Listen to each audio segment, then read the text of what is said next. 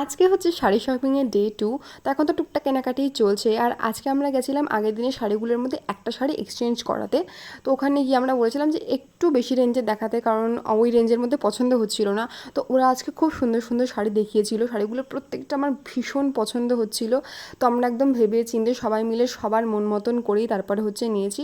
আর ওনারাও বেশ কোঅপারেট করছিল, সবগুলো খুলে খুলে দেখাচ্ছিল। তো ফার্স্টে এই শাড়িটা শর্টলিস্ট করা হয়েছিল, বাট এটা ঠিক না, মন মতন হচ্ছিল না। তো আমরা বললাম যে আরও একটু অপশান দেখাতে। তো ওনারা বেশ কিছু কিছু অপশান দেখিয়েছে, মানে কাতান, সিল্ক, কাঞ্জিভারাম সব রকমের মধ্যে দেখিয়েছে। আর তার মধ্যে এই শাড়িটা আমার ভীষণ পছন্দ হয়েছিল, বাট সবার অতটা ভালো লাগছিল না, বাট আমার খুব ভালো লাগছিল। সবাই খুব কনফিউজ ছিল যে কোনটা নেবে।